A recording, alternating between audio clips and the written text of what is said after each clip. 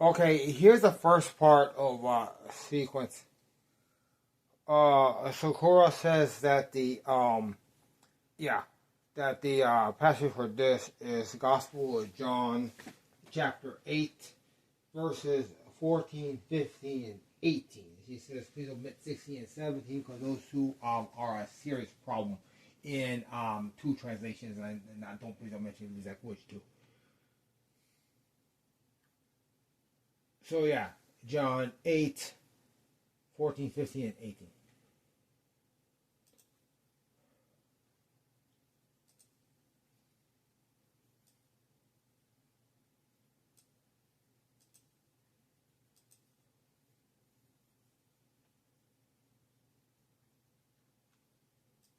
This being one of this being a certain amount, that makes sense. There might be a problem. Oh, by the way, I'll just summarize 14 and 15. Basically, it says here, Jesus knows something, but basically here it says, basically we have here, Jesus answering a question will say, "Oh, I know, but you don't know," and then talk about judging. That's a problem. Yeah, basically, Jesus. Yeah, that's a very complex one that I'm not going to deal with. 14 and 15 here.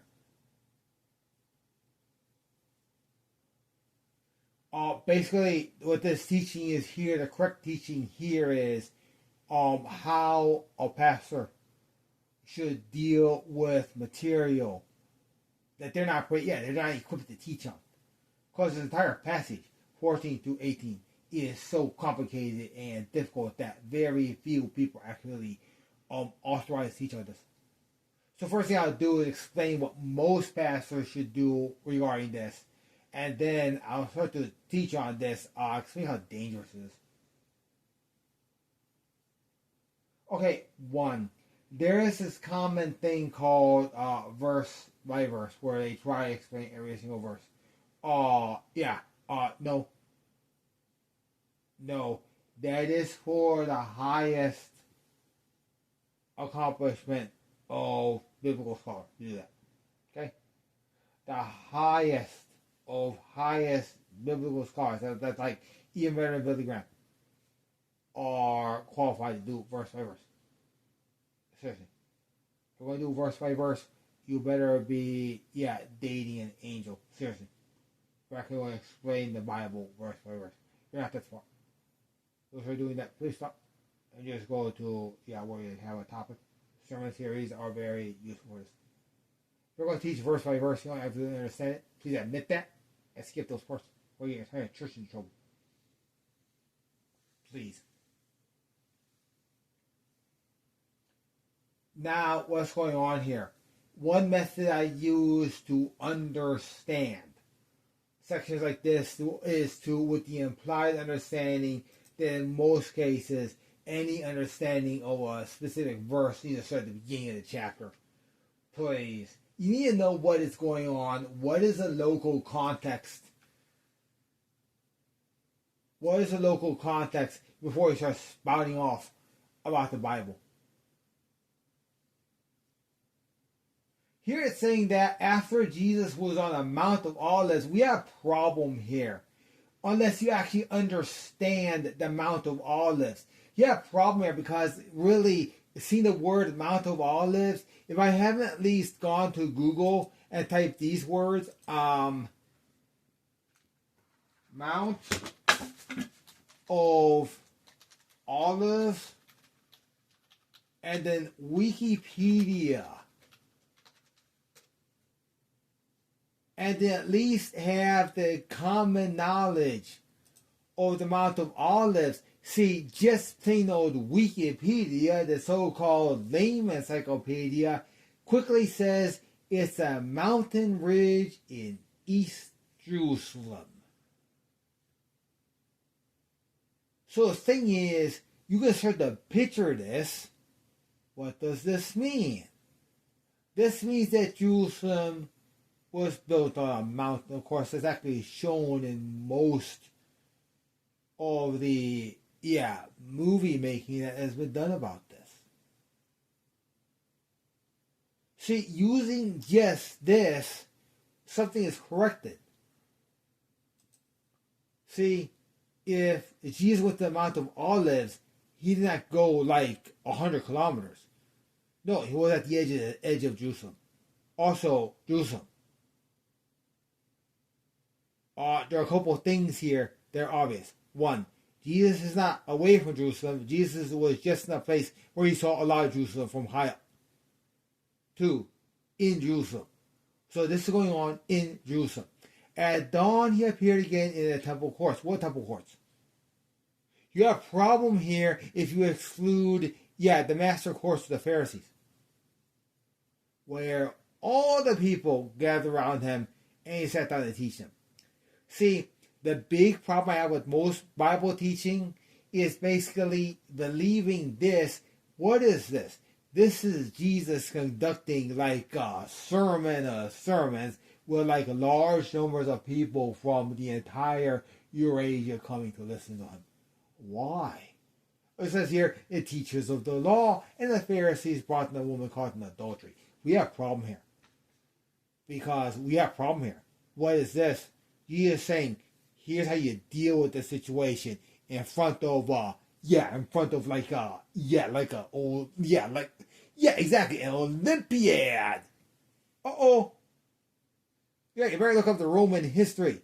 Thing is, what also happened here? A gladiator fight would happen. There would be a festival. What is this?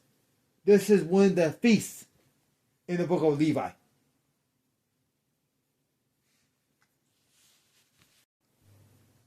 Can you explain this? Philippians 3, request of some pastors. Of course I can. Further, my brothers and sisters, rejoice in the Lord. That's obvious. It is no trouble for me to write the same things to you again. That's obvious. The same for to you, exactly. Like, please pay. Watch out for, watch out for the people who, here's where the problem is. For we are the circumcision, we who serve God by his Spirit, who boast in Christ Jesus, and who have put no confidence in the flesh, though I myself have raised the consequence. Yeah, consequence probably is probably better there. If someone else thinks they have reason to put confidence in the flesh, I have more. You have a problem here. Basically, it's this. He has a mark on his body which cannot be deleted. Basically, I'm creating a pressure situation that does not exist for other people and does not exist today. See, given that circumcision does not exist today, or at least it shouldn't, I would hope. Verses 4b through 6, they don't apply anymore. That's explaining what the earlier church was like. That does not exist anymore. Whatever gains to me, I now consider a loss for the sake of Christ. I wonder why. It was not like the best of, modifications. Circumcision. What is more, I consider everything I lost. We have a problem here. Here's the thing. Circumcision was never a wise thing to do. Circumcision has nothing to do with confidence in Christ. And I guess Paul started, it's starting to dawn on Paul a lot now.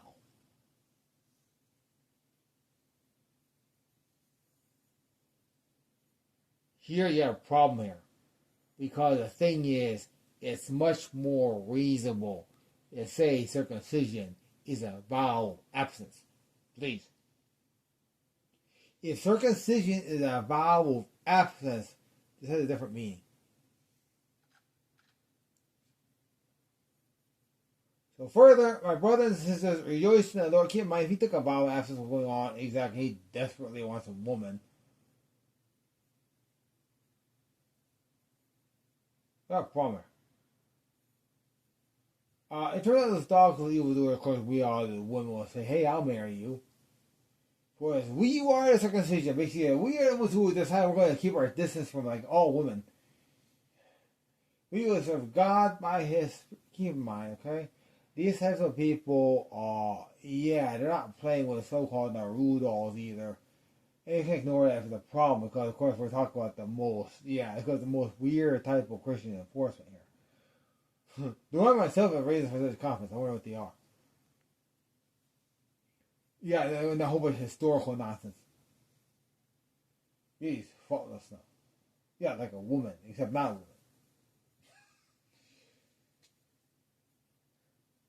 Basically, yeah. It's about this time that Paul is finally brave enough to second think his circumcision of abstinence. In the end, this would be a man who, why is he a disciple? Probably because he chose circumcision. You have a problem here, that type of thing is obviously not. That is not the way to Christ. It is definitely not a way to Christ. If you're going to join the nuns and like live in the side room because you're only male nun. Yeah, well, you pray to God that we control the enemy of all nuns while they're saying nothing else. Oh, God. Please rewind the previous to get the lasting impact of that situation.